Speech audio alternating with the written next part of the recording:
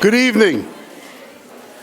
I'd like to welcome all of my colleagues from FIT, the students, the faculty, and the staff who have had the good fortune of being with us tonight for the first Baker School of Business Dean's Forum of the semester. Everybody should have a ticket. If there's anyone who doesn't have a ticket, you should figure out how to get one, because there's going to be a raffle at the end of the evening. I can't see because I'm blinded by lights, but is there anybody who doesn't have a ticket? So don't be shy. There's only one bag that's being given away. We asked for more, but he said no. No, he said no. So for this evening, I would like to thank Professor William Reinisch, who is the chair of the Entrepreneurship Department here at FIT, and Renee Liebler, who is a faculty member over here.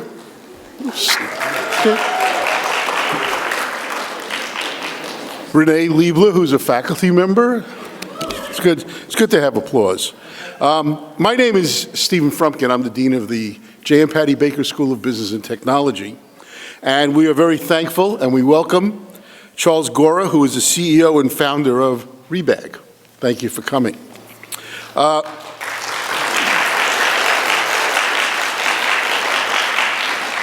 And I believe you've packed the first two rows for applause purposes, so just follow their lead, okay?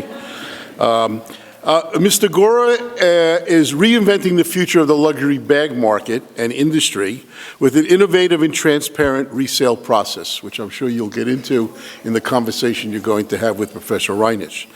His business started in 2014, or did you say 15? 14. He founded the e-commerce store Trendly, which has since become part of Rebag, creating an even more bigger and more uniform platform.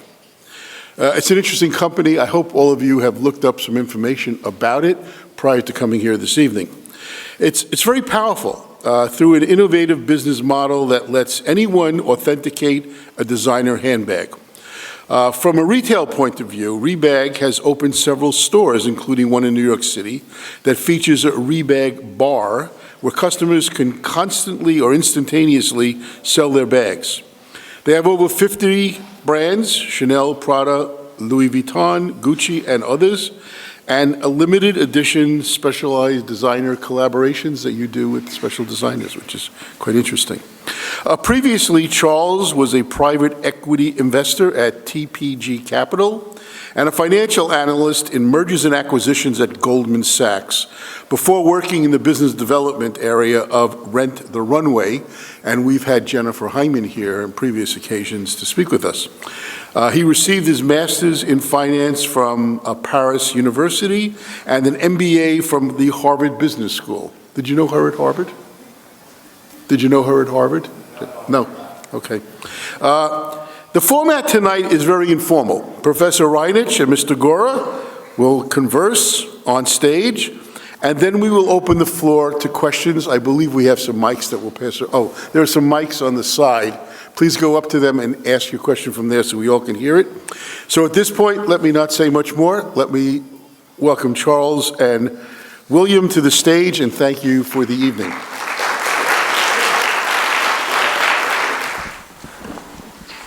Boy, the lights are bright tonight. Thank you, Dean Frumpkin. And welcome everyone from our community. We're honored to have Charles and his team here tonight. And I want to thank you for joining us and sharing your time with our students and our community. Thank you.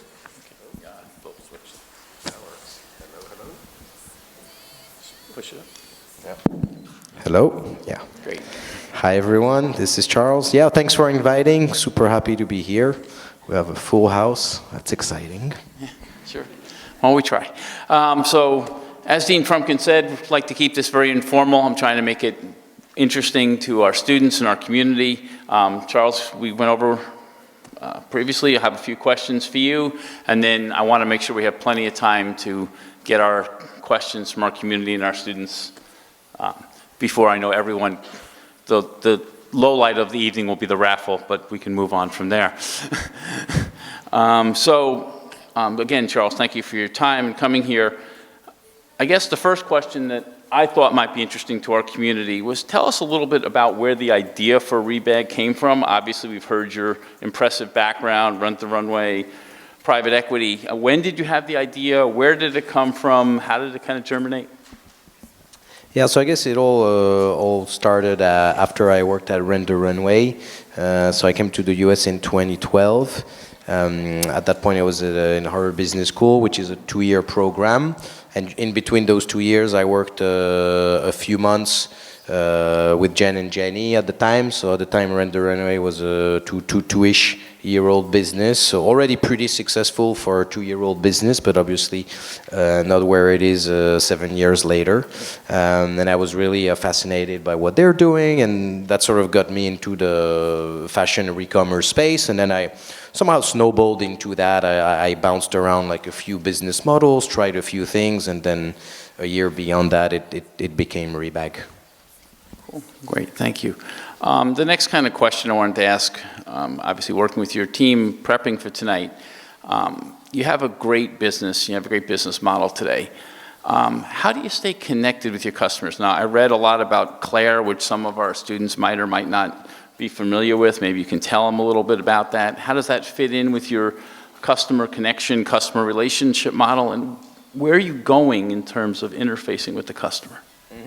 Yeah, so maybe I should probably explain, I'm sure you guys are familiar with the resale space in general, but I can explain in 2 seconds the specificities of Rebag. I'm sure you guys may use a lot of the services. There's a lot of peer-to-peer apps out there that are really good. There's, consignment services. We're very specific because we buy the product.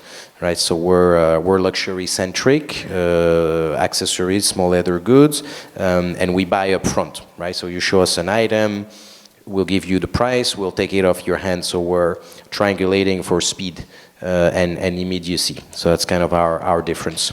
In terms of the customer, yeah, right now, we're a 5-year-old company. We actually have 10 stores as well. So we started digitally native, and now we have 9 stores, actually store number 10 coming next month, so excited to be in the double digits. We have 4 stores in New York City, so I think frankly that's the best way to keep in touch with customers is, I was just last week on a West Coast tour in our LA and SF stores, and I spent 3 days there, and you learn most of what you need there. You go behind the Rebag bar and you troubleshoot a couple of bad return policies, and so I should probably change that policy. So that's kind of how you learn stuff. You spend time in the stores, you see good feedback, bad feedback, and then iterate from there. Great. Well, let me try and go deeper on 2 things you just said, because that's really interesting. We have a lot of students here who are studying different ends of merchandising, retailing, building business models, all the different components of your business. So you read a lot about going online, and you've actually now opened 9, going on 10 stores. You really seem to be very vocal that you think that this is a key component, but you're keeping the digital part of your business. So tell me how this is working and how you see the future going with your kind of combinational model, which is, I think, a little unique. Yeah, just to be clear, we're still largely an online business, so I should definitely explain that. It's still the core of our business. That being said, you reach a certain point, right, in a company's trajectory where you reach your first consumers online, and frankly, in this day and age, it's most likely for a consumer business, it's the easiest, shortest, cheapest path to launch a venture. That being said, comes a point where you're trying to talk to that next customer. In particular, in the luxury industry, it turns out 91% of the market is still offline. Right, so that's also an important statistic, although it is the fastest growing share of the market, but the bulk of the market is still offline for the reasons you would assume, which is that it's a bit of a more mature demography that's a little bit less technologically savvy, and you're dealing with very expensive products, right, and in our case, expensive products that are pre-owned. Right, so there is somehow of a behavioral change that is happening, but people do want to experience that, show the product, is it authentic, is it real? And once you build a store, I think people start engaging with the brand in a different way. Wonderful, thank you. And I'll make sure we're going to leave plenty of time for questions. Couldn't have this discussion if you've done any research on the company whatsoever. Hopefully some of our students have. There's a lot of press. You've done some very high-profile sales, the Birkin bag that took a lot of press. So I guess my question is going to be a little different. Obviously, there was a lot of press around some of your sales. Two parts. Number one, how do you figure out where the kind of resale bag market is going? And what are your predictions for the next few months? I'm sure a couple of our students want to know. What's going to be hot? I wish I knew. Sangeeta, our head buyer, Sangeeta, is here. Probably tell us the future. Now, for us, I think the common answer to that is we're very data-driven, right? So to be honest, my background is not even in fashion. Right, so I'm somehow new to that. A lot of these I've been exposed to luxury products, so from where I come from or around me, so I'm reasonably familiar with the product or the customer behavior. But this is very precise, So number one thing is we hired amazing people who are experts. A lot of them from FIT. Right, so that's a number one. Number two is we built a lot of tools, right? So the way we build Claire, which I probably should explain what it is. Claire is an instant pricing technology that basically, it's very much like Kelly Blue Book, right? So if you're familiar with cars, it's a tool where you can query, you can put a lot of, you can put your model, your name, etc., and we'll give you the instant price, which in our industry is a big deal. Because the market is very opaque. If you've ever tried to resell anything, you go to a consignment store somewhere, everyone is going behind the counter and then, typing something and then coming back with a magic number. It's very frustrating, it's very opaque, so we somehow standardize all that through the power of technology. So that's kind of how we, when you say predict, there's two dimensions to this. One is we track history. Right, and frankly, that's number one. And then step two is you see data points that basically start telling a story or a trend, right? And the idea is that because our system is fairly automated now, we can start. I wouldn't call them long-term predictions, right? Because I think we should. There is a dimension in our business of trend forecasting, so we also do that at the top line level. But I would say it's a combination of that top line view and then some data points that we're seeing surfacing from supply and demand, really. Very interesting. And today, all that data is used to feed internal engines, or are you actually doing anything else with the trend data? Yeah, no, you're spot on. Actually, historically, for the last 5 years, all of that was internal. But I think all our journey now is we're making all that external, right? So we've become probably the expert at this very specific knowledge of luxury bags. And so everything we're doing now, it starts with pricing. So we did that last week, a couple weeks ago with our software Claire. That's basically showcasing to the world the price benchmark. But there's a whole more lot to go. We want to be the go-to place when you talk or think or dream about bags. You should think Rebag first. Very interesting. So couldn't possibly sit here and ask these questions without hitting a couple of other important points. So you've obviously had a lot of press. You've had a wild hyper-growth story in the last 5 years. Tell our students and our faculty a little bit about what it was like to go through the hyper-growth phase of your business.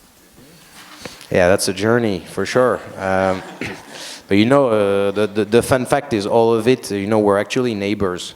So we're actually on 37th Street, and historically we've been in 3 offices all around this block. Yeah, so they're surrounding us. That's a true story, right? So we started, I think, on 35th Street, and then we moved on same street, and then each year we move. So first of all, there's a physical component to that, which is major, which is basically we're nomads. right? So you're kind of moving year to year until you reach capacity. So it's been a great journey. Obviously, we've been lucky to meet great people, many of them, right? I think still around, right? So we have Jasmine here, who's as old as the company. Right, so that's exciting. We have someone who's even older than the company, because the first person, Cassandra, helped me even before. Right, so it's very much we're lucky that I think out of our first 10 employees, there are still 7 who are in the company. So that's very important to us. Great, that's great. A couple other questions, and I'm going to turn it over and see what the audience has. I was reading a lot about your Infinity program. Very interesting. Could you make sure that our audience knows about it and tell us kind of where you think that program's going that you've launched? Yeah, so Rebag Infinity is basically, it's a program where every single bag that you buy from us, both online and offline, we guarantee that you can keep it up to 6 months, and we'll give you 70%, at least 70% of what you paid in the form of a Rebag site credit.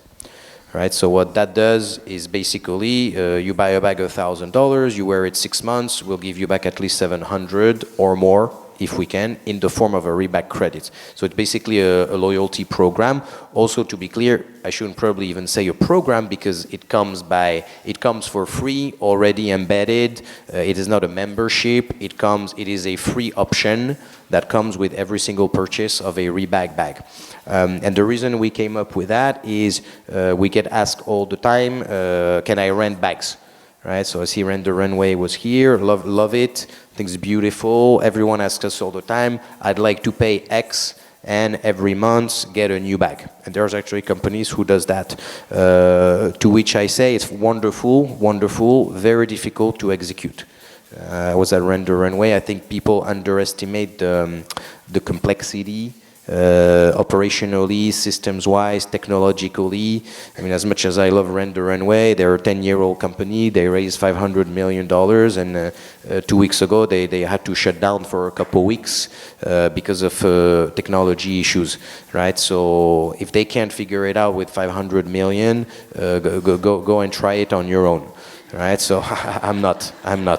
Yeah, so Infinity is our answer to that, is how can we fulfill the customer desire, which is to be in trend. Really, that's what the customer wants. You know, what people want is fashion is transient. You know, it's 4 times a year or more, but I don't have a Forex budget every year for this. So how do I keep up with the trend with my little wallet? Right? And that's really what Infinity is. It's basically, if you think about it, the first bag, you'll have the investment there, but then you only put, first of all, you don't have to put anything, right? You can get your credit, buy something else, or usually what people do, maybe they add another $100 or $200, and then you can keep going. That's why it's called Infinity, ideally, in perpetuity. Interesting. So that probably leads right into my next question. I know it's difficult, but obviously being a very data-driven company, you're obviously forecasting. How do you see the resale luxury market, you know, vis-a-vis evolving over the next few years? I mean, do you think Infinity is going to be more of a resale market model, or do you think there's going to be other models that are going to come out in the resale luxury market, or do you have other things coming that we don't know about yet? Yeah, so that's for sure. A lot of things. No, but generally, I think the luxury resale market, or the resale market in general, it's still in the early days, right? So for sure, what's been happening in the last year or two, I would say, is this market became mainstream, right? So, you know, maybe I wouldn't be invited 3 years ago, right? Because 3 years ago, people used to say, oh, what's this small thing? Well, it turns out this small thing is a movement.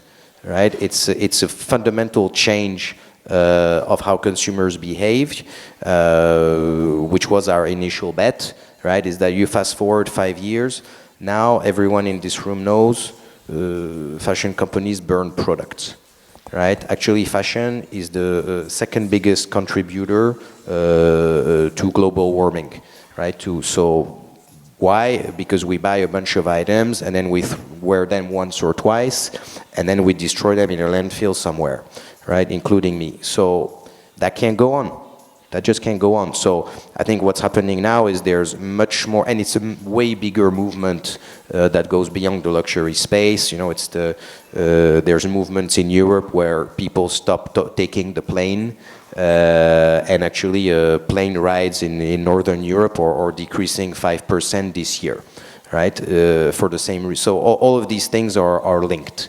Right, so this drive towards sustainability, powered by the consumer, is going to generate a massive response for brands, department stores, for the ecosystem. So it means changing how we create products, in changing what materials we use in products, making less products that are more resistant, that go through more use cases, and so on and so forth. So my prediction is that if you fast forward 5 or 10 years, every single brand, every single store will have somehow of a resale component attached to it, right? So you probably have seen that there's a bunch of companies now, for instance, Urban Outfitters or Bloomingdale's, they are now launching their own rental services, right? So if I told you that 10 years ago, you wouldn't believe me. Right, but there is now a subscription at Urban Outfitters. There's a subscription, I think, at Express and a few more places. So to me, this is, you saw probably Le Tote, which is a runway competitor, actually bought from Hudson Bay, Lord & Taylor. Right, so you have a little 7-year-old startup who's buying 30 store. Food trip, which maybe one could say that's too big. I mean, I think that one's going to be challenging, but it's pretty telling of what's happening. So I think the world is reversing, and all of that will be embedded the same way that you can buy, you can lease, you can own a car. No one's shocked.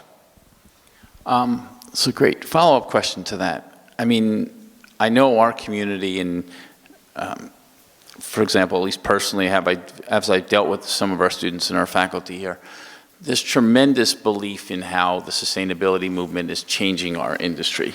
So do you think that sustainability is going to be one of the drivers that's going to bring you new customers through this market, or is that just going to kind of come along, secondary? Or do you really think that people are going to look at it rather than buying a new product where they'll actually prefer your product? Yeah, I think to be fair, the reason I like this space is there's a lot of trends that combine each other. So, and that's what makes this sector very powerful, is that, pick your journey. Whatever journey you're on, this journey leads you to the same place. So there's people on a sustainability journey. There's people on a value for money journey, right? Simply put, I want to wear Chanel all day long, and I just can't afford, the whole full price. You probably know that they keep increasing prices. I think they just increased another, at least $500 a couple of days ago. So luxury companies keep increasing products. That prices out customer. When customers are priced out, they fall down to the next best available possibility, which in our case is resale. So that's definitely powering us.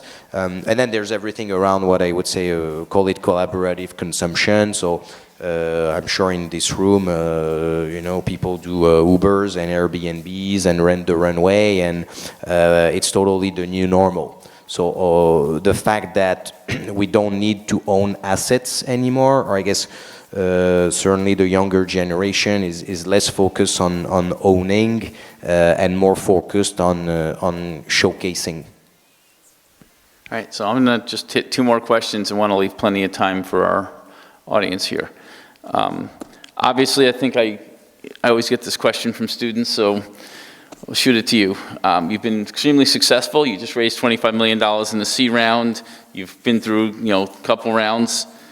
Some of our students always ask me this question: what was it like? What was it like? What? Raising money. Oh, raising money. Yeah, it's a step. It's really not an end goal. To be honest, what we do comes up with a lot of complexities, and it's just expensive. There's what we need has a lot of costs. It requires a lot of time building stores, building online. So yes, we've been celebrating fundraising, but you follow the press. There's been a lot of fundraising recently, which are not all successes. Right, so I think success will come at a later stage, but they're more of a milestone than anything else. And my last question before I open it up to the audience, and this question, you can check me if the audience doesn't believe me, it's been on the paper from day one. You've said it, and we're pleased to have so many representatives from your company here. How important has the team at Rebag been to your success?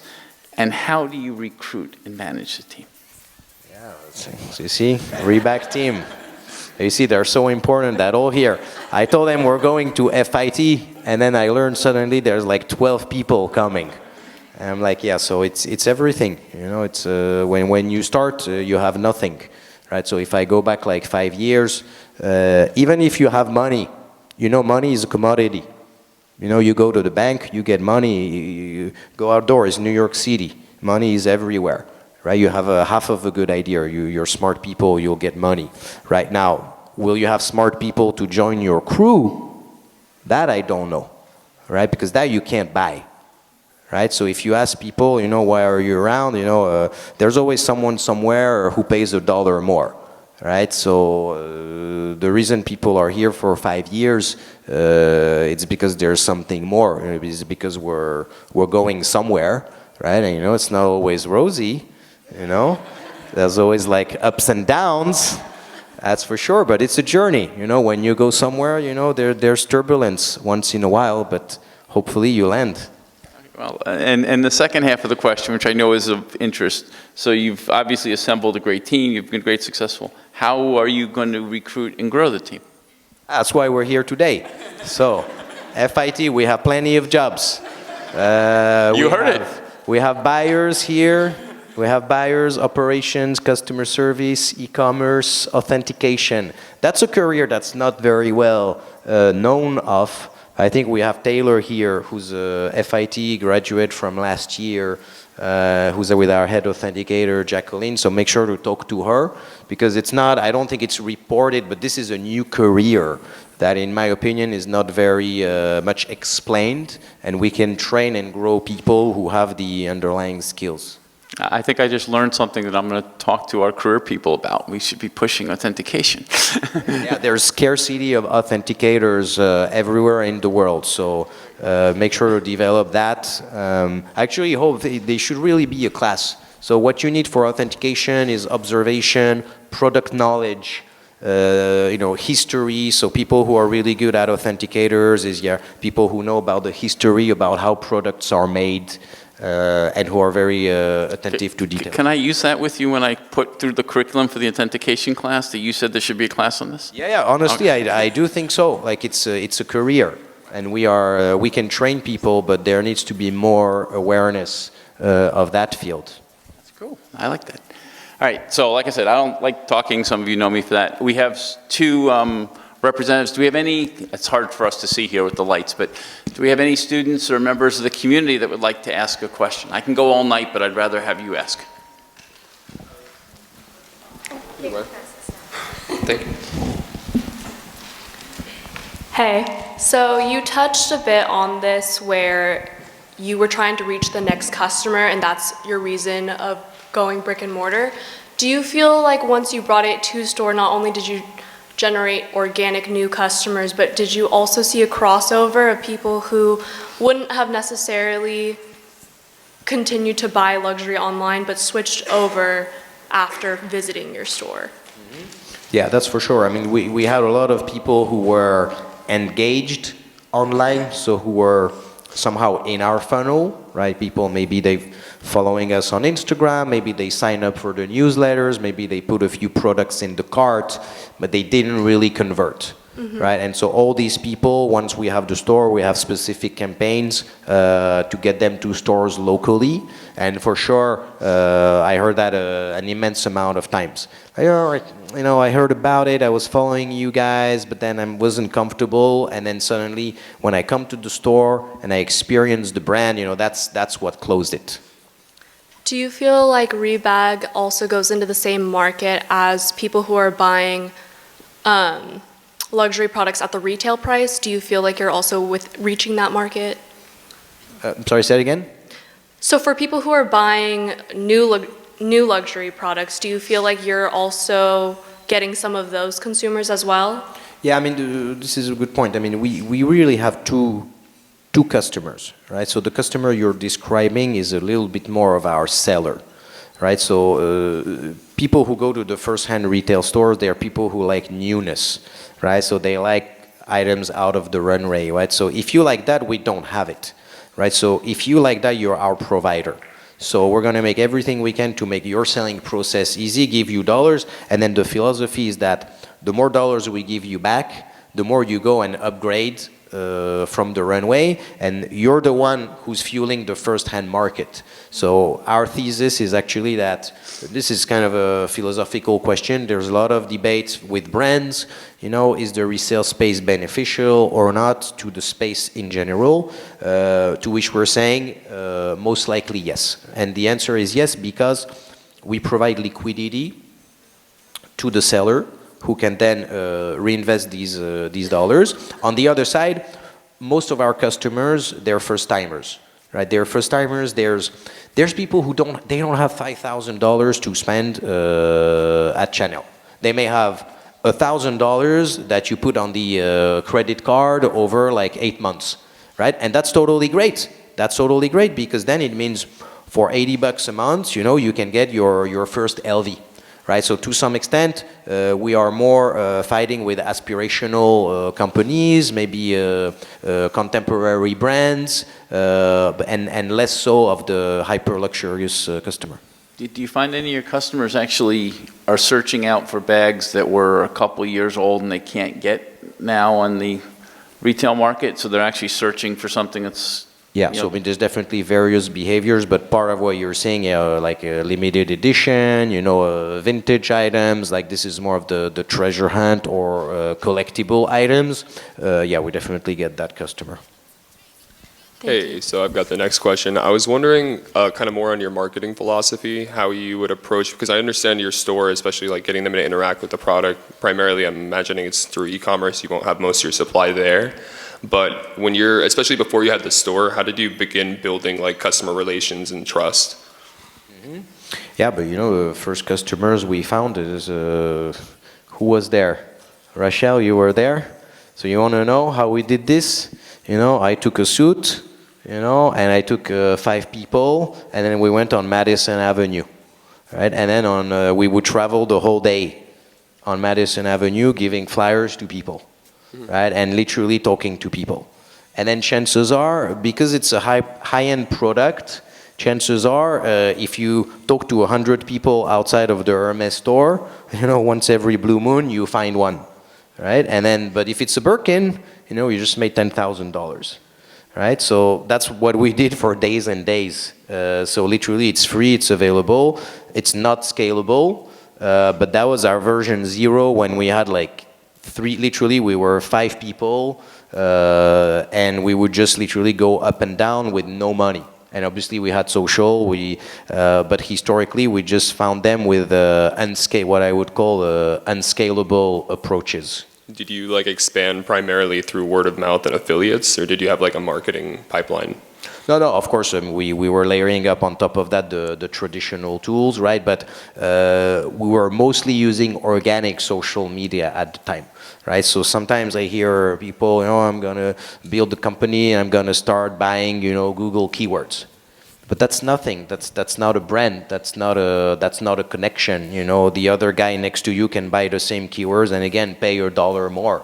Right, so in my opinion, that's not going to do anything. The first person you need, usually first of all, is the founders who tend to do that, but it's in the early days of a company, like year 1, most of the time it's about like brand story, right? It's about storytelling, it's about, if you look at Rent the Runway, if you look at Birchbox, if you look at all of them, Away, it's all companies that were creating, founder stories, where they were telling their own story, mostly in organic ways, and then just Stitch Fits again was all the same thing, and eventually people connect with that. So in the early innings, I think people connect with the mission, and then you can fuel that, with the digital paid tools, etc. But usually in the first year, it's rare. Dope, thank you. So it's like mostly just like grassroots marketing, community-based events, or did you do anything like that? Yeah, that's exactly, at my end. That's exactly right. I have the next question. Hi. So because you're not a traditional retail store, I was wondering how you manage your inventory and your turnover so that you don't overwhelm yourself with thousands of bags that people just bring in order to make money, which is not like a traditional consignment store, but just how you don't find yourself, like you said, being unsustainable and just working towards that. Yeah, so that's a huge deal actually, because you're spot on. The difference in what we do with everyone else is that we own inventory, right? So it's very unique, which by the way no one wants to do, right? Because all these other businesses out there, they want to be marketplaces, right? So things like eBay and the likes, obviously because it's scalable and it's riskless, or consignment again, because in consignment I don't own the item, so they don't really care, right? So in consignment, people buy, they can decrease the price infinitely, etc. In our world, we buy this item, so what you discuss is actually our core one skill. So what we had to develop for that is essentially pricing science. So that's if you go back to even 5 years ago, what are the skills or the core competencies that we have to build? Number one is pricing, right? So it's about what we see, what is the market, right? What is selling, what is not selling, what price is it selling at or not. So in the early innings, it was a very fairly manual operation, which relied largely on external data. As you fast forward 5 years now, we've seen enough bags that we have enough data now, so it's largely our in-house data. But it's exactly the signals that the KPIs that we track. It's what's the demand, what's the supply, how many do we have in stock, days of sell-through, days of inventory. So it's really inventory metrics, right? So it's highly quantitative. And by the way, we have many jobs openings in our buying team. So Sangeeta here. But that's interesting just to finish on this point, because sometimes, this is also a very important role. Being a buyer at Rebag is very special, I think, compared to other buying roles, because we buy one of each item. Right, so it's fairly different. It's not really, we don't really have an open to buy, and then that you need to go to shows. It's much more reversed engineer. It's more about someone showing us a bag and how much can we pay for this. So it's actually very technical. It's very quantitative. A lot of Excel. It's a very hard combination, because you need people who are trend savvy and who are creative and a lot of product knowledge. At the same time, a lot of quantitative skills. That's interesting, because one thing I read was that when you make a quote on a bag, it's good for 2 weeks. So this must be a very dynamic pricing market as well. Yeah, you're spot on. Everything is dynamic, so you come, and technically 2 weeks is already a stretch. We do it for the user, but every second there's new data points, right? So we have to, it's literally like the stock market. Every data point that comes in has an influence on the price. Okay. Hello, I was wondering if the company is affiliated or associated with any philanthropic organizations. If not, do you guys plan to do so in the future? Yeah, it's a good point. Not too much, to be honest. We've done a few things, probably not enough as we should. Usually once a year, we do more like a company participation, if you will, with usually, by the way, New York charities. So we've worked with the Ronald McDonald Foundation in the past.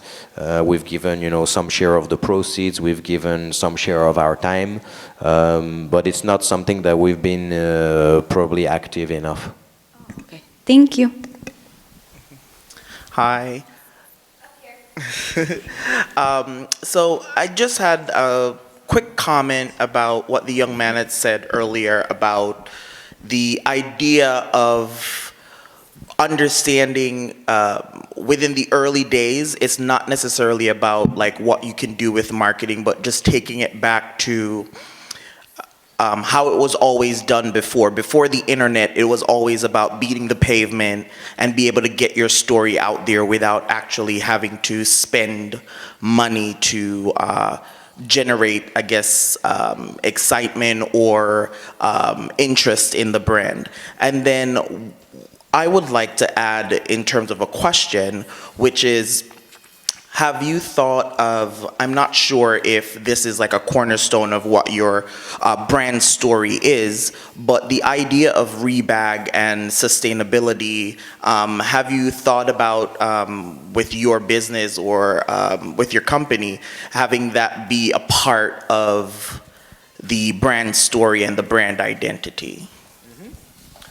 Yeah, so we try not to, frankly, we don't really market that point specifically, right? Because then it's, in sustainability, you know, it's a very thin line, right? So there's other companies that use that more as a marketing tool, right? Which has the possible liability of being pretty quickly not so genuine. Right, so I think it's a very, very tight rope. So we stay very reserved on that point. You know, it just, the way we say it is that by using our business, you are being sustainable, but we also don't want to overdo it in a way that it would be pretty fake, frankly. Yeah, hi. My question's a little bit more about like the beginning of the brand. Like I get like the Rent the Runway and how you started it, but like did it start more, you bought the designer bags and then started selling them? Like how did you acquire like the first few bags to then like keep the flow going of buying and selling? Yeah, that's a great question. So on our end, yeah, the good news in what we do is because we buy the bags, you see, it doesn't matter if I have $1,000 or $1 million. Because my $1,000, they're just as good as yours, right? So I don't need $1 million to buy a Speedy, right? For what you care about, I only need $355, right? So that's exactly what happened. The first customers we found, first of all, they did need a little bit of trust, but pretty much we poached them also sometimes from other marketplaces. Like I remember we did a few like buys on Craigslist at the time, right? Yeah, it's nasty. Yeah, no, we did that. But by the way, you don't know this. We had Craig on the stage. Yeah, but this company is incredible. But if you've ever used it, there's a lot of liquidity out there. Yes. Which is why this is for another day. But that's why no one has beat Craigslist. Yes. Because it's such a horrible UX, but it has so much liquidity. That people use it, so we also did that, and I remember one of the first person we found her on LinkedIn, on Craigslist, and then we had to meet her in a cafe, and then she literally didn't trust that we would go for the bag for an hour to authenticate. She did not trust that. Right, so I remember there, no, you were there, Jasmine, no? It was like, it's a cafe, it's actually next door. It's cafe, like I can show you around. It's literally like 2 blocks away, and I was sitting there, and it was literally like you see in the movies. You know, like, okay, you have the drugs, okay, I have the money, and like, no, we put them on the middle of the table, and I'm like, okay, is that a good time? And like, okay, let's do the deal. It's exactly that. So it was kind of funny, but it was. I don't think I ever read the story about Rebag and drugs. Okay. No, don't quote me, right? But I remember, you see, at the time, fun fact is, we even have to get a cashier's check. You know what a cashier's check is? Because I didn't know, right? Because I was like, yeah, we're buying a Birkin out of Craigslist for $8,000, and I'm like, sure, we'll give you a check. And she's like, I want a cashier's check, and I'm like, sure, because I don't know what it is. So for me, it's like every other check. And then I found out what a cashier's check is. I had to find it, and it's a nightmare. So. Just make it work. Thank you. Who are your competitors? That was my question. All right, I'm over here, Charles. Hey. Who are your competitors? Yeah, we have many. Listen, we have many competitors. Depending how this space is very busy. So I'm sure there's usually a spectrum in this space. There's probably about 5 to 10 companies now that are reasonable size in this space. It's usually a spectrum of what do you sell and how much service is available, right? So on one spectrum is the eBays of fashion. Right, so there's a few companies, for instance, Poshmark now is very big. There's Tradesy as well. There's this French company, Vestiaire Collective. So all of these companies that have said, hey, eBay or Craigslist, are horrible experiences. I'm gonna do one where people can buy and sell to each other, but that's tailored around fashion, right? And they've hit a huge market because there's literally trillions of dollars out there. That being said, we think that for luxury items, it's very difficult. Right, because again, you get to the same concept. You buy a $10,000 Birkin, it's very, very dangerous, right? So usually when it comes to the luxury spectrum, right now, you guys are probably familiar, this company called The Real. That's now a public company since like a couple months ago now. They're a consignment venue. They're very big now online across the luxury spectrum. They also have a few stores. Main difference with us, again, is they're very consignment based, which we think fundamentally is unfruitful for sellers. Right, so the benefits is that obviously it's a wider range than we cover, but we think $1 today is better than $1 tomorrow. And I have one more question. How do you promote your brand? What's the best way to promote it? Yeah, don't have that much time. What we do now, today we're doing that. For instance, obviously now we have a larger marketing team. We use, I would say, the typical now digital tools, right? So like we're pretty active, Facebook paid, Google paid now. So that's in our toolkit. It's still probably not our primary driver, because a lot of what we're doing is we're creating a market. The problem with what we do is there's not a lot of people that search, right? Because people who search, I want to sell a pre-owned bag, very small, right? So instead we have to go much wider and we have to educate people on, you should probably not throw away your goods, right? And so now they become aware of that problem. So that comes a lot from our organic presence. We're pretty big on Instagram now, so that's a major tool. We do a lot of press, we do a lot of activations. Frankly, the stores as well now, we have hundreds of thousands of people every year in stores, so that's a major activation for us. Okay, one or two more, okay? I have a next question. Okay, so two more, and then I know a couple of you are dying to get to the end here. So as entrepreneurs, we're always looking for ways to revolutionize the industry, and I feel like Rebag has done just that. But what is the next thing for Rebag? Like, what future goals do you have for your company? Mm-hmm. Yeah, I mean, there's a few more things. I mean, generally, the main goal for us is to own the category. So, as I mentioned, our goal is to share all the knowledge that we have. So we want to be the first click when you're in a market for a bag. Yeah, and right now we're not exactly there. We're close, but we're not really there. So a lot of what you'll see in the next two to 3 years is about this pricing tool, this authentication knowledge, this product knowledge. How do we package that in a fun and engaging way? That's both exciting but also entertaining. Thank you. Last question. Hi, I'm Melanie. I don't know if you touched on this, but I was wondering, where did this idea of Rebag come from? Like, where did it originate from? Was it like through R&D, research and development, or was it a personal experience? And out of all the things that you can sell, what made you sell luxury handbags? No, really, it's a bit, life coincidence, really. So I sort of fell into this, right? So I came to the US in 2012.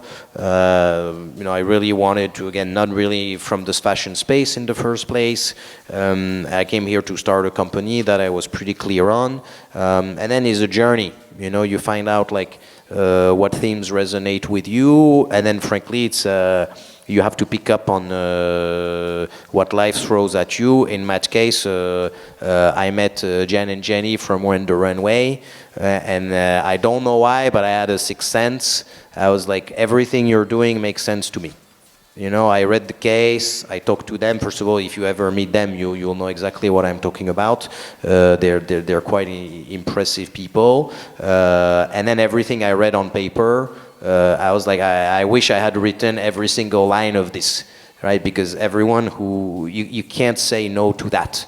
It's just gonna happen, right? So when I saw that, I was like, I don't know exactly what, but I think something good goes out of it. So it's usually best thing in his life is go and expose yourself to great people, and then stuff happens, right? So that's really how I fell into this. I went to work with Jenny mostly, and then it's a snowball. You learn something, and then you bounce from that, and then next thing you know, you're selling handbags. Okay, so right before we get to the raffle, which I know no one's waiting for, I just want to thank a few people for making tonight's event possible. First, on the FIT side, I want to thank the Dean's office, the Dean, Rosemary, Helen, Emma, all thank you. Louise as well, sorry, I don't want to leave anybody out. From my staff, Pat, Erica, and most notably, I want to thank Renee, Professor Liebler, this event would not be possible without her. As much as I'd like to thank our staff, obviously, Charles, you and your team, I cannot thank you enough. Please, let's give them a long welcome for you and your team coming here. There's plenty of people there. We're like 15 people here. So come and talk to us. So the way we're going to do this, so Charles was gracious enough to bring... It's not me, it's Rebag. It's Rebag, thank you. Rebag. To bring the following, I will let you... Sure. We can leave it for the winner, no? Yes. You can leave it if you want. Yeah. Okay. So, unpack. I'll leave it for the winner. So everybody should have gotten a raffle ticket. Last chance before you go in. And by the way, just so it's totally fair, everyone's tickets are in here. I am not picking. Charles is picking, so you can blame him. Oh, that's sketchy. Should I? Yeah, sure. Hope it's not a Rebag team. So what is this? 197116. Oh! Well done.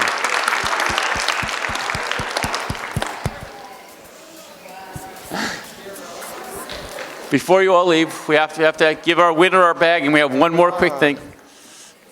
I trust you. Hold it, we got. Should I? Is it right, Charles? Good stuff. Thank you for. Cheers. Thank you. You going to show it to the audience or no? I think they want to see it.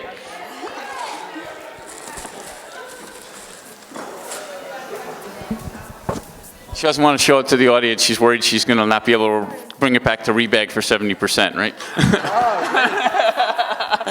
Nice. Infinity. That's right. Oh.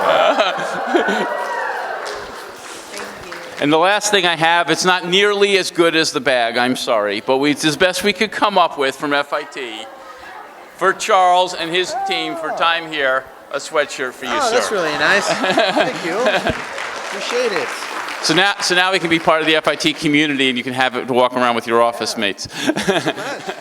Thank you, everyone, for coming tonight. Thanks. Thanks, Charles.